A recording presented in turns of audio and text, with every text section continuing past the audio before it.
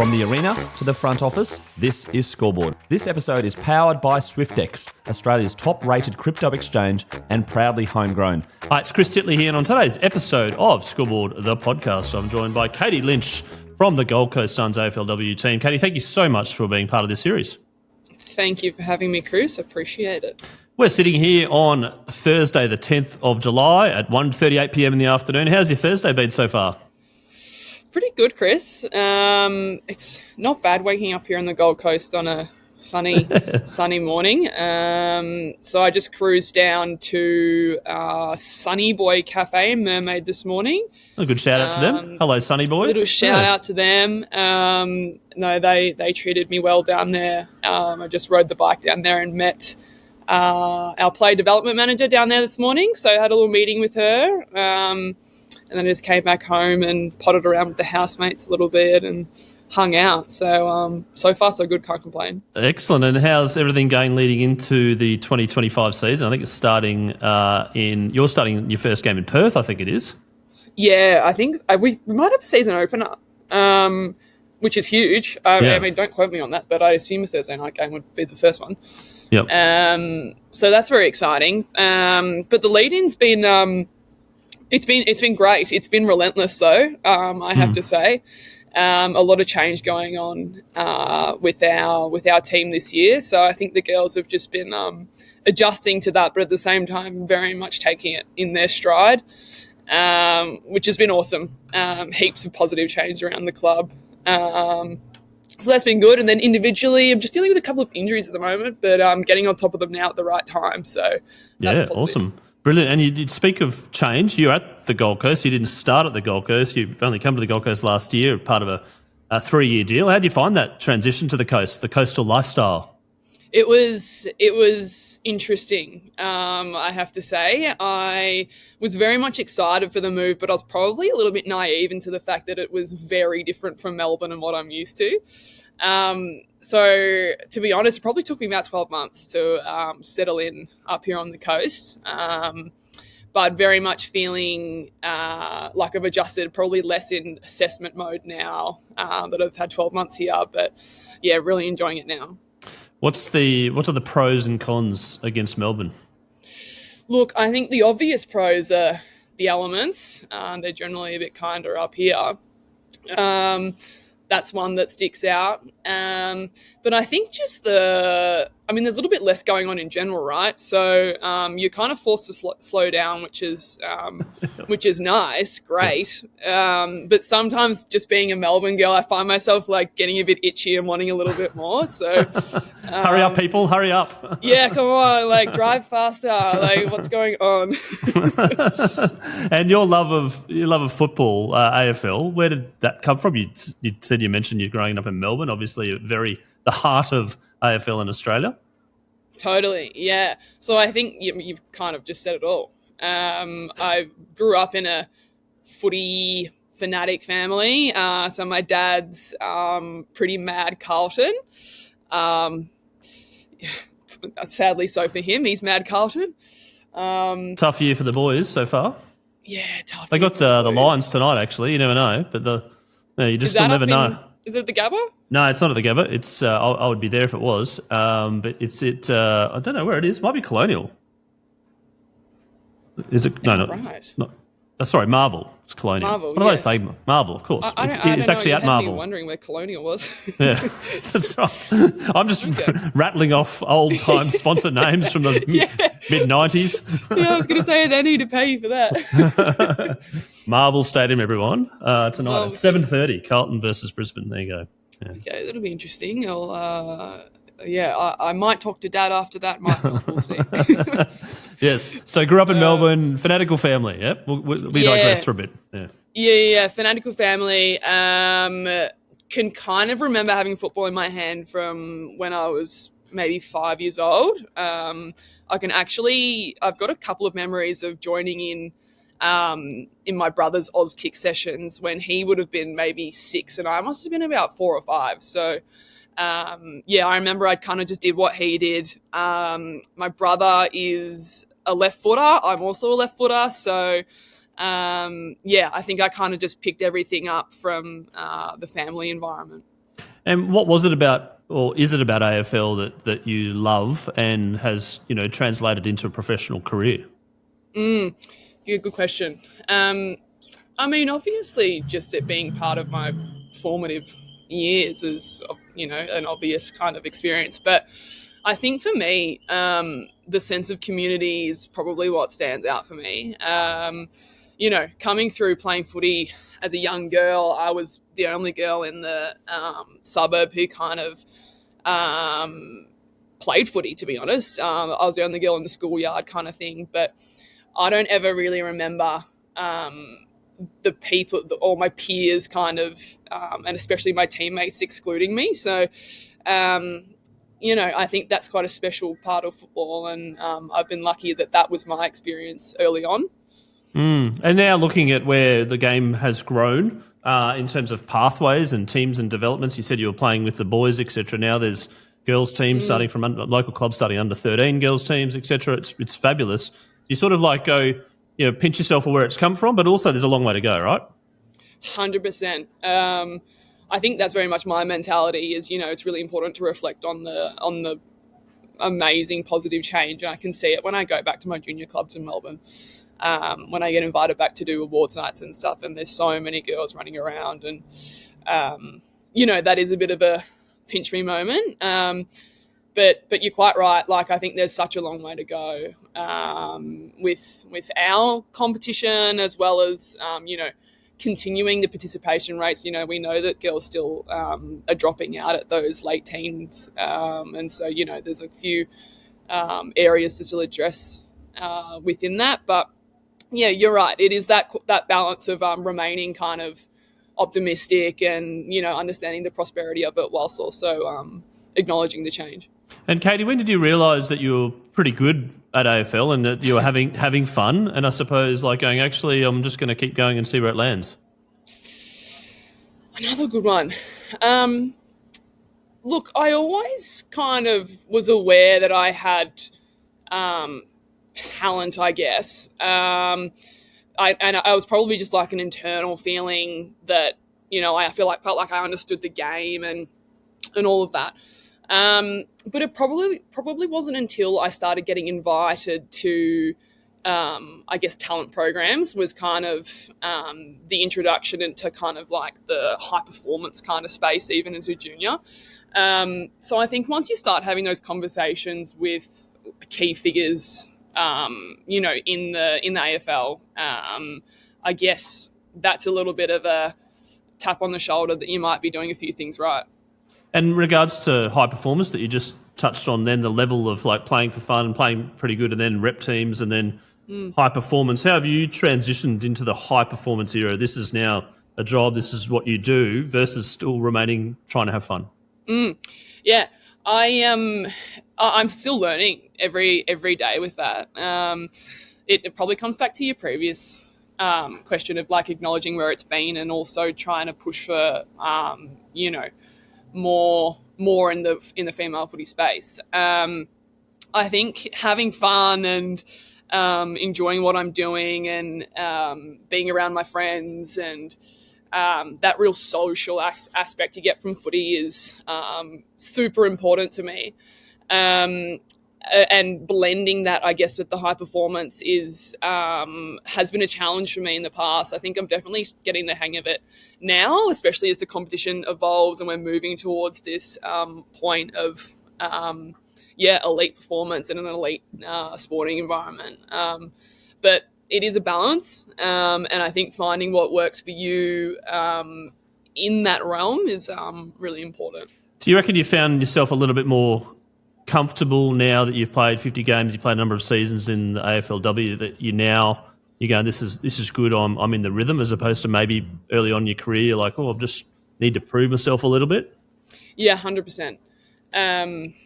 Yeah, I think so. And I think, over time you generally gather a bit more competence, and, through learned experiences, you gain that confidence as well. So yeah, that's certainly an aspect. I look at my team now, and I have to remind myself, I think we've got 15 players under the age of 21, and I'm only 25. So sometimes I have to raise the eyebrows and go, okay, like I'm That's actually a senior player. 6 seasons? I can't, that you played? It's 7 years. Yeah. 7 years, yeah. And you're 25, yeah. Wow. Yeah. Yeah. So 100%. You kind of, where I'm positioned in this team, it's probably like a natural role to resume. Yep. And going back to the early days and before you even played a game, the draft, do you remember that clearly when you were picked and your name was kind of in the mix and you're like, this is pretty awesome? It's pretty cool. It's funny. Like, I feel like I reflect on that time and it's like a little bit of a blur. Like, I reckon I had my blinkers on the whole year. Like, I think I knew that, it was a step-by-step process for me. And I think it was never real until it happened. And I was never going to believe it until it happened. So, that whole draft year, I remember just kind of going through your natural steps, your under 18s, your metro, whatever it is. But you actually just never know until they really read your name out. So it's one of those like elative feelings, but you've also got this like, I remember feeling really relieved at the same time. And then I think it took a couple of games, but you got on in round 3, I think, that year for your first ever game. Do you remember? Yep. Do you remember that first game? Or is it a blur, like you said? Yeah. I remember parts of it, but it is blurry. I think, I remember bits and pieces, but not really, to be honest. Like, I think I was playing in the midfield and forward at that time, which is a little bit different. Yeah, yep. I was going to get on to the next question, sorry, but while we're on this topic, is forwards or backs, your backs now, but you were positioned as a forward early on in your AFLW career. Have you always been a forward and then that happened, or have you always been a back and they kind of put you in the forward line? I feel so. Growing up in juniors, I was everywhere.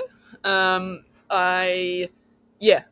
played every position up in my juniors, probably just dependent on where the team wanted me at the time. But I drafted as an inside midfielder forward. But the interesting thing about this is I played netball all the way up until I was 18 as well, and I was primarily a defender.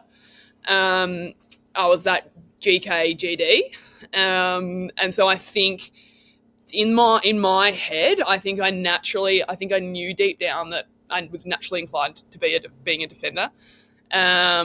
And sort of once we kind of figured that out, settled back in there when I obviously made it to the Bulldogs. And I think, that's where I feel at home for sure. And just touching on the Bulldogs, now you've been to 3 different clubs, and I'm not going to ask you, your favourite child, but there's some little discrepancies and little fun things that you had, and do you miss some of the girls as well that you used to play with, and obviously now at a different team? Yeah, 100%.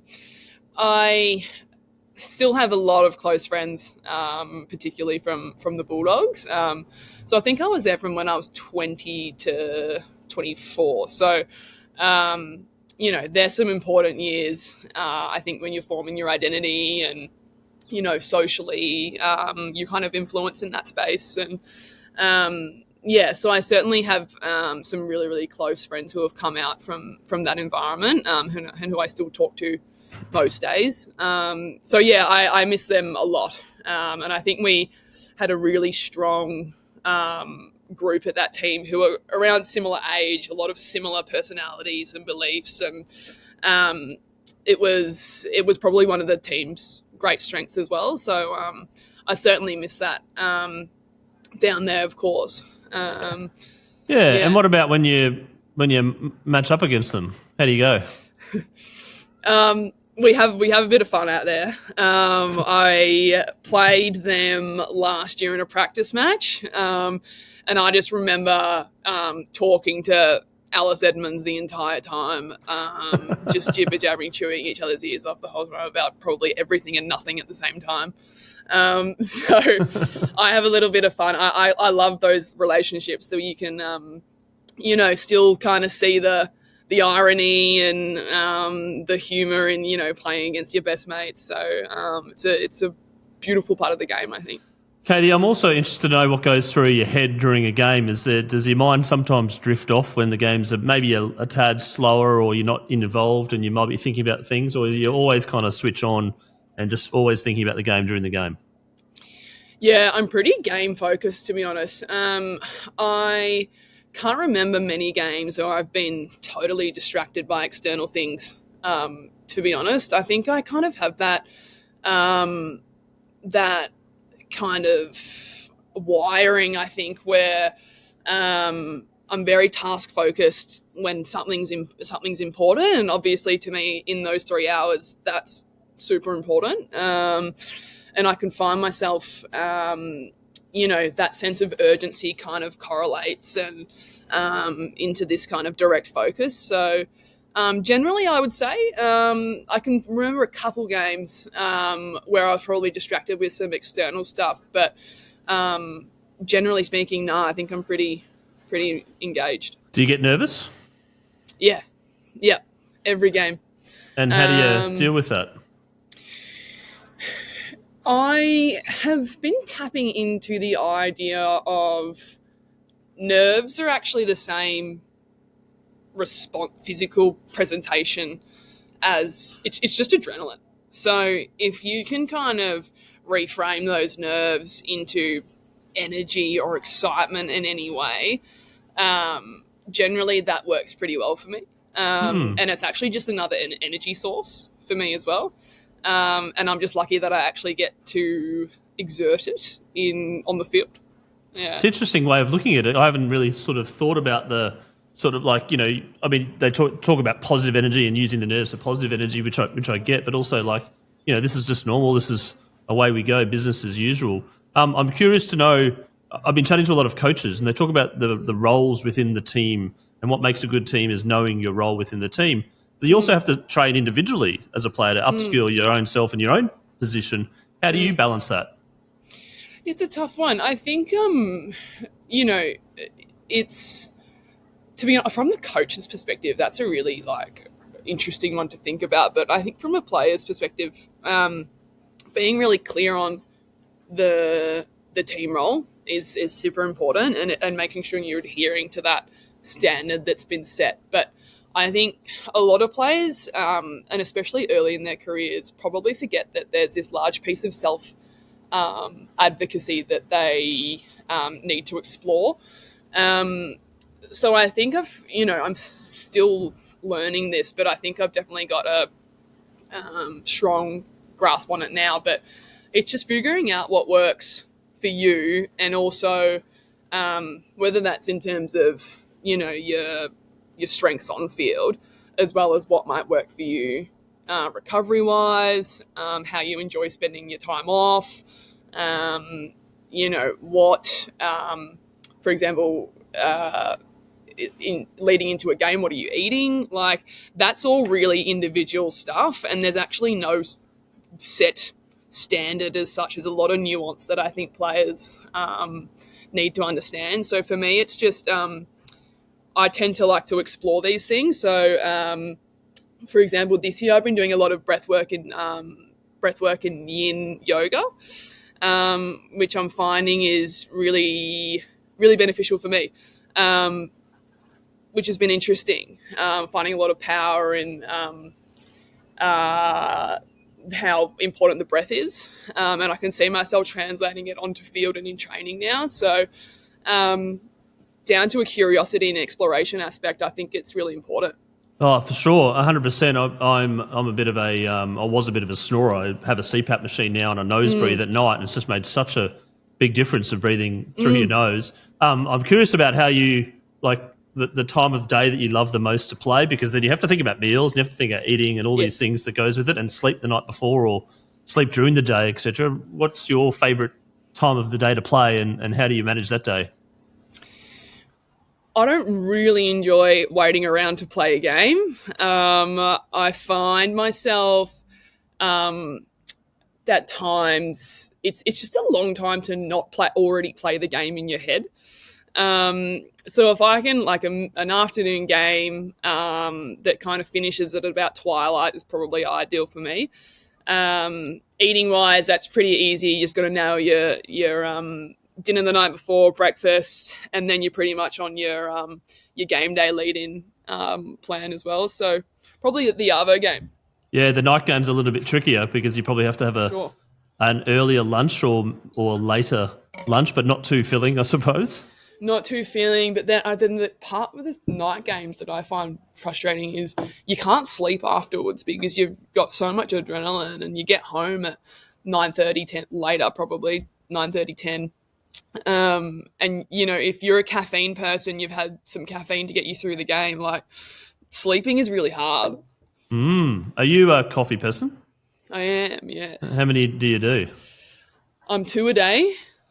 Same. I might be a 3 Guilty? if I was a night. Yeah, guilty but necessary, I would say. Yeah, before midday? Yep. They're Yeah. both before midday. 2 before midday.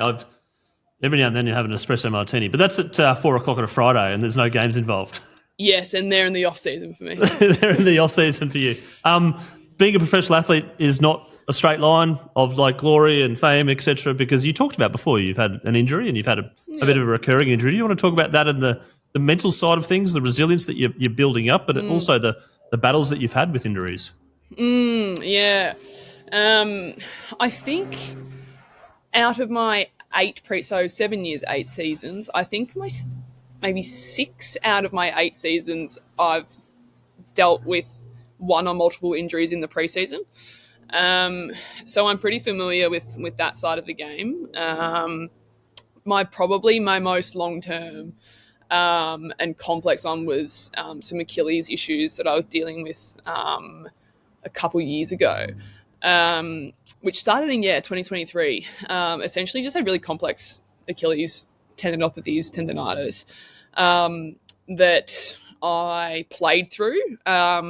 But because I played through, it ended up having to have 7 months off running, which was obviously super tough. So there was that. But I think the complexity of the issue was that it was one of those ones where you kind of had to outsource and talk to experts. And, there was a lot of chefs in the kitchen trying to work out what was going on there. So, I think the mental side of that is just incredibly it's laborious, and I think for me finding ways to like duck and weave and reframe those injuries was probably the most challenging thing. I'm lucky that I've always utilized sports psychs as well as just psychs for my everyday life as well. And I've found that was just like pretty instrumental in keeping me pretty task focused, and as well as kind of regulating how I was feeling through those 7 months. Obviously, it's a really long time to not be able to do what you want to do. So, it's a tough. Injury's tough, and I just don't feel like you hear athletes talk about this all the time, but until you really go through something quite difficult, like it's a hard one to relate to.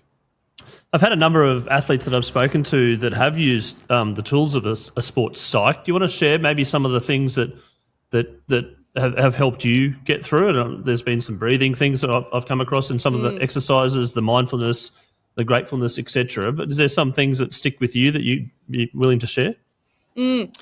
Yeah, probably the system that kind of stood out to me was the just positive reframing in general. So a lot of my Achilles rehab was instead of saying to myself, "Oh, you've got to do this today for whatever reason," and you don't want to do it. It's flipping that to like, I'm actually one step closer to getting back to where I want to get back. And it's just like simple little reframings that you can do to your brain. The other one that I fell back on a little bit through that period was taking strength in the unique experience that I had. And a lot of the, I guess, dialogue in my own head was like, no one's probably going to go through what you're going through, but that's why you're going to come out great. And kind of finding that opportunity in a unique experience as well. I'm also curious around this modern day and age. There's some, the feedback that you get from various people and comments that are made on social media and all that sort of stuff. Do you keep one eye on it? Does it affect you? Are you sort of an open social media type person? Yeah, I'm not I don't usually go searching for that stuff on social media. I think a lot of that comes back for me is validating my own internal experience as opposed to what other people think. I know what's going on. I'm well aware of what's going on. And I think, generally speaking, sometimes you can get some ill-informed opinions come your way on social media. And I probably had a couple come my way last year, but I think, immediately kind of responding to that internally was probably my way with dealing with those. But it's not something I actively seek out. And then footy as a whole, living and breathing footy, do you switch off? Do you kind of go, I don't want to talk about footy anymore? Or is it something ingrained in you? It's like, I don't care if I do talk about footy because I love it. Yeah, I mean, I don't mind if I do talk about it, but I think I definitely... it depends what's going on, right? I think last year, I probably got to a point where I didn't really want to talk about footy because, we were in a really challenging position last year. And, I think getting my mind off that was probably good for me in a lot of ways. But I'm very much a feeling operator. I don't really mind too much, but in saying that, I really cherish switching off as well. So at the moment we've got, we're training, 3 full days a week, and I kind of get to the weekend and, there's not a heap of footy on my TV, I have to admit. Right, okay, you don't keep it, they go, right, let's go. You're like, no, that'll do me. I've done 3 full days. Yeah, pretty much. I'm having my coffees in peace, thank you very much. Correct. And from that, I'm going to ask you a few questions. It's sort of a yes or no type thing just on the basis of all this. I'm going to start with, actually it's a random one. Do you watch tennis or do you watch cricket or both? Ooh, tennis. Tennis is a must. Cricket's not a must. Cricket, I'm not around the cricket, Chris. I don't know what it is. It's too slow. I just can't do it. Okay. I can't do it. Okay, if you had to pick one, okay, here's a hefty pick one. Netflix or Spotify? Ooh. Spotify. Just everyday user of Spotify. Maybe not an everyday user of Netflix, but I am a user. Yeah, Spotify. What's your favourite podcast? This is a very trick question. It is a very trick question. Look, it's a one called Scoreboard by Chris Titley. Thank you. You have succeeded. You're going straight up to the charts. We're going viral because of that, right? No. Do you have a favourite podcast, by the way? I've got a few. Yeah, I generally... the main ones I have in rotation are the Daily Oz. I listen to that most days. Big Talk, Small Talk is another one. That's a pop culture and politics kind of crossover there. I'm trying to think of anything else. They're probably the main two that are definitely on cycle most weeks. New York or Paris? New York. Have you been to New York? Yeah, I've been to both. Yep. Yeah. Nice. Excellent. Okay. Just maybe a little bit down. Brisbane or Adelaide? I have to say Adelaide. The Fringe Festival is unreal. If you haven't been, I haven't been. Recommend that to anyone. So it's really fun. Really fun. Yeah, and they've got Gather Round, and I've just had the tournament director, the Live Golf, coming on as well. Yes. Adelaide seems to be share price going up in terms of sporting events. Flat white or a latte? Latte. It's got to be. Yeah. Got to be. What's the difference? I actually don't know. In my head, there's more milk in the flat white, but maybe I'm totally wrong. So what do you mix it up tomorrow? Just go have a flat white. They go, what? Get out of town. You've ordered a latte here for the last year and you've changed it up. Oh, my goodness. And again, it's the same thing, don't worry. Good. Okay, trick question again. Apple or Google? Google. Are you an Android? No. That's why I just caught myself there. I'm an Apple user. Yeah. You're an Apple user. But I was thinking search engine wise. Oh, yeah, that's fine. Yeah, Apple's got a less than moderate search engine that no one knows about, I think. Maybe I should have rephrased it. Apple iPhone or Google Android. Yeah, there we go. There you go. It's my fault. I'll Apple. get that. But so Apple's search engine, I'm unsure of of its existence. Now, I asked my guests about their scoreboard moment, which is a moment in their life which is very vivid. It's a sort of like a picture and you go, oh, I remember that moment. And from that moment, things changed. Yeah, it's fun. So this one, this is a big one. So early in my career at Collingwood, in that first season, I remember having probably my first aware experience of anxiety. And I can vividly remember it was on the back of doing a hamstring injury in my first ever preseason. And I remember I had no idea what was going on in my body. I'd never felt something like that ever. Suddenly there was consequences of being injured that meant a lot to me, being in the system and high performance. And what that did to me mentally, hadn't ever experienced before. And I remember going to my mum and being like, Mum, I don't know what's going on. I'm like so sad. I'm so nervous all the time. I've got these feelings in my stomach that I can't work out. And I remember Mum obviously knowing what was going on. And she's like, you're anxious, Katie. And yeah, I think from then on, Mum kind of, and thank goodness for how much grace she had with me in that period, but she kind of referred me to a psychologist, and we, started that journey in that space when I was 18. So I think from it was just a big moment. I think anxiety is something I still experience, but that was probably like my first moment of it. Yeah, and it happened back when I was at Collingwood when I was 18. Oh, it's so good that your mum and you recognise that and were able to seek help as well in terms of directing, living with it and dealing with it and managing it, etc. I'm just going to touch on that for a second. The people that have supported you, some friendship groups that may not care whether you win or lose at footy, but they care for you and they've supported you. You want to talk about them and how important that is, maybe after a game or maybe after a loss, etc., that they reach out to you. Totally. I think about this one a lot, just having that fallback of friends and circles that exist for me. My favourite kind of illustration of that support is like, you can finish a game and you can get absolutely flogged and I might have literally played a really shit game, but my friends will always be like, that was so much fun. I loved watching you. The response is just you might be feeling so shit about everything that had just happened, but they couldn't care less. And I think that kind of, that's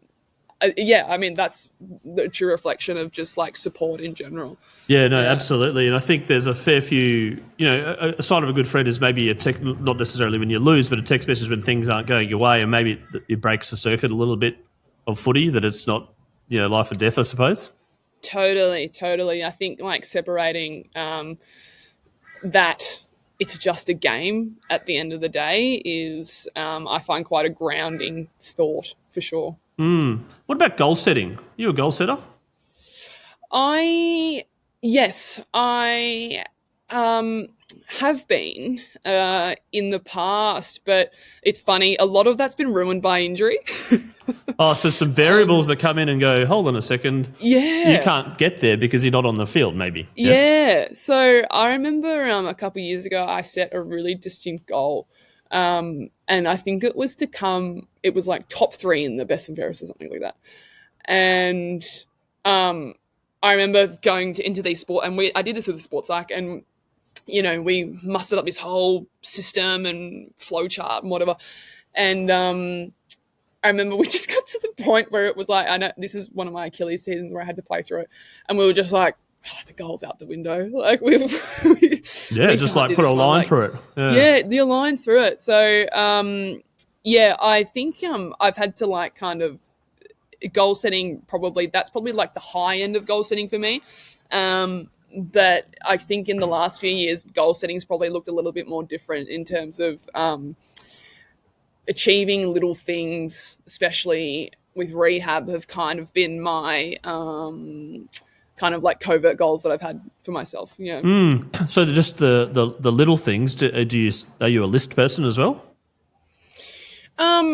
Probably not a list person, but I can often recognize within myself, and it's a lot of it's based on feeling whether I've achieved something. So I can achieve something on paper, but it's probably like not until I'm actually like feeling good about it until it's really like a tick off, if that makes sense. And then the goals, are they footy related? Like, are they personal? Are they team? Are they individual? Like individual being like saying, I want to get on the field, and then when I get on the field, I want to play another 50 games, or I want to win a premiership, or. Yeah, I mean, there's different kind of realms, right? I think, you got your personal ones and your team ones. I think, finals is an obvious one that, I kind of always have my eyes on that from a team perspective. But probably away from football is another good one that I probably haven't necessarily set goals, but I certainly have thoughts around, what I want to do with my personal development and ways that I can tap in with that. Whether that's, completing uni courses or, starting, me and my housemate were just talking about starting a term of pottery. So little things like that, little upskills like that are certainly like thoughts I have for sure. Yeah, is there a little bit of an entrepreneur in you? Do you reckon you start your business later on in life? Oh, you know what? I actually just completed a grad diploma of business, and I actually probably should never have started it. So the answer is no. I don't think I have that in me. Nope. No. So you did finish it, you said? Mm-hmm. That's pretty impressive, something that may not be overly desirable to get, through. Yeah, it is. And I did take a lot out of it. But it's just whether I use those skills for practice is the other question. Okay, now we've got our favourite all-time sporting moment. Again, it stumps a few people because there might be you might involve yourself. It might not involve yourself. It might involve whatever. But Katie Lynch, I'm curious to know your favourite all-time sporting moment. Favourite all-time sporting moment was Sam Kerr's goal in the recent World Cup in that game against England, which they lost, but that moment was definitely... That was the semi, wasn't it? Because the quarter was against France at Brisbane, which was just like lost all the nails. Yes. Which is probably the greatest. And again, that's been a lot of people's favourite moment. It's one of my favourite sporting moments as well, is the shootout with Mackenzie Arnold. That was crazy. And I was actually at the Gabba watching the Lions play against Adelaide, and we left at three-quarter time because I'm like, oh no, I want to see the end of this game. But as we were leaving, we were in sort of a taxi on the way home going, it's still tied.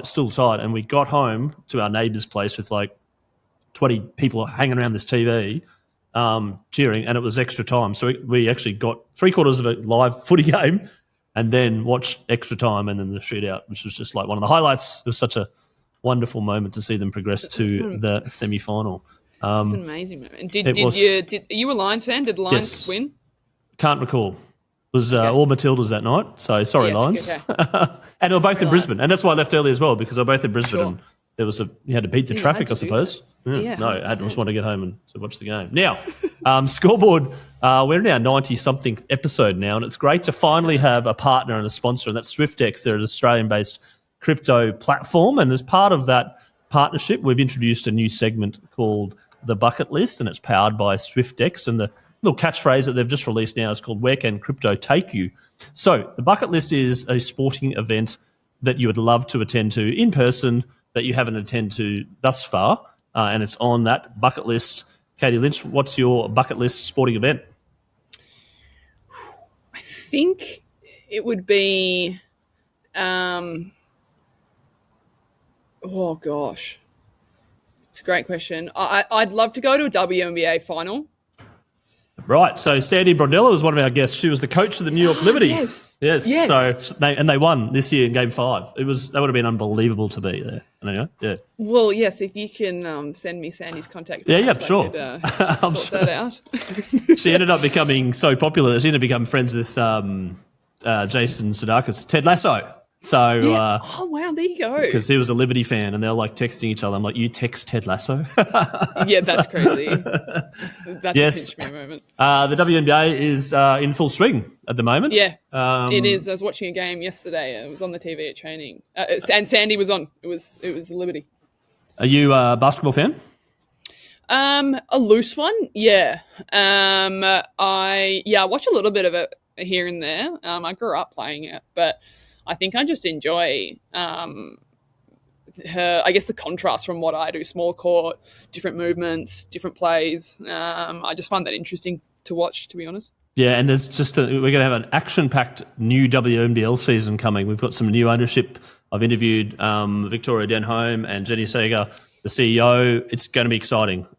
Super can't wait for I think it's in October that the WNBL launches, and we had the Townsville Fire coach on yesterday, Shannon Seabohm, talking about the WNBL. I think watch this space in terms of the excitement level building around that. Been around for 45 years, but under a new ownership group, might see some excitement there. Now, I have one final question. That question is around a 15-year-old girl playing footy right now. Take yourself back 10 years or so, and now we're sitting in 2025. What's your advice to them that they want to go the pathway to be an AFLW player? Yeah, that's a good one. I think my advice would be something around just, if you want to do it, you're probably going to get a lot of people talking to you about things, and you might get your scouts talking to you, and numerous people coming towards you with advice or kind of direction with things. But I think if you can stick on your path and kind of believe in the way that you're going about things, aside from what the outside's telling you, I think that'll hold you in good stead. I think just operating authentically in that chaos can take you a long way. You did mention before, actually, a few too many chefs in the kitchen. Is that sort of on topic there? A little bit, I think so. I think as athletes, inherently you seek feedback, and I think you want to extract all the information you can, and to help you in what you want to do. But I think if you can still sometimes you can lose yourself in pulling all this information from everywhere. So I think if you can kind of take things and blend them with who you are, and understanding that at the same time, that's really important. Katie Lynch, it's been a delight having a chat to you today on Scoreboard. Thank you so much for being part of the series and sharing what life is like as an AFLW player, and also a little bit about your life. I wish you all the best for the upcoming season and also the Gold Coast Suns, and looking forward to following your progress and catching up. And thanks to our friends at Swyftx for powering Scoreboard. And as I said, look forward to the season and go get them. Thank you, Chris. It's been a great chat, so I appreciate it.